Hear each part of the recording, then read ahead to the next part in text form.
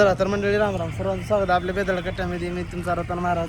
आज आलो होतो तहसीलला आल्याच्या नंतर मग काय म्हणलं चला छोटासा पण ब्लॉक काय हो काही आपलं औषधाचं तहसील आहे मित्रांनो. इकडल्या साईडला इकडे गाडीची पार्किंग ती नसते. आल्याच्या नंतर म्हणलं चला जाऊ ब्लॉक तर बनवा छोटासा म्हणून ब्लॉक बनवायला चालू करतो.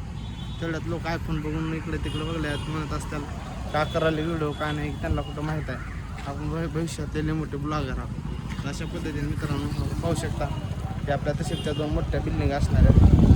आणि त्याच्यानंतर आता काय मस्तपैकी नाश्ता करून या ठिकाणी ब्लॉग बनवत बसला बघा हो का बाहेरल्या साईडला. मध्ये आपले परमित्र बापूचं काहीतरी काम आहे त्यांच्यासोबत आलो होतो. बापूमध्ये काम करल्यात ॲडव्होकेट योगेश शिंदे आपले. चला मित्रांनो दाखवतो तुम्हाला बाहेरला भाग आपला छोटासा तरी ठिकाणी तुम्ही पाहत असाल इकडे ध्वजारोहण 3 होत असतं तशीच आपल्याकडे मंडळ अधिकारी कार्यालय आहे बघा औषधाचं. तशीच्या बाहेरची पाणीपुरी म्हणून खाला सांगा खाला बरेच जणांना खाली असते तिथं खातासारखं आल्यावर चांगली भेटते मग तुम्ही खात जावा. तर आम्हाला दाखवत शेतात आपलं वातावरण औषधाचं वातावरण जरा जास्तच फरक आहे मित्रांनो. बघू शकता गणेश बिराजरची गाडी थांबलेली आहे बिल्डर. अशा पद्धतीने त्याची समोरची जागा ती पाहू कसं वाटलं छोटासा ब्लॉक आणि सांगायचं मित्रांनो. जास्त काय बाहेर दाखवून लोक येड्याने बघल्यात. ब्लॉगर म्हणजे लाजायला जमत नाही मी काय लाजत नाही.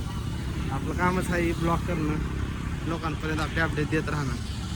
तर अशा पद्धतीने मित्रांनो चला सरकारी नोकऱ्या लावून घ्या. लय आयुष्यामध्ये निवांत बसून फॅनला इशीला बसून काम आहेत नाहीतर पोरं शिकून येण्यासारखं नगं म्हणत बसलेत. असं करू नका भावांनो. माझं व्हिडिओमध्ये एवढं सांगणं आहे की बाबा कुठं काय लागणार नोकऱ्या सरकारी नोकरी लावून घ्या.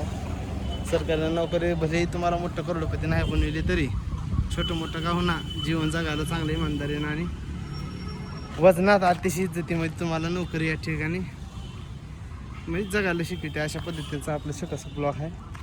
अशा पद्धतीनं तहसीलला जर आलो तर वेळ काढून या लगेच जाऊन येतो. या अशाने येऊ नका. ही सगळ्यात मोठं मूर्ख पण आहे तहसीलला कारण तहसीलची कामं लवकर होत नाहीत. माझा अनुभव आणि बरेच जणांचा अनुभवी असत.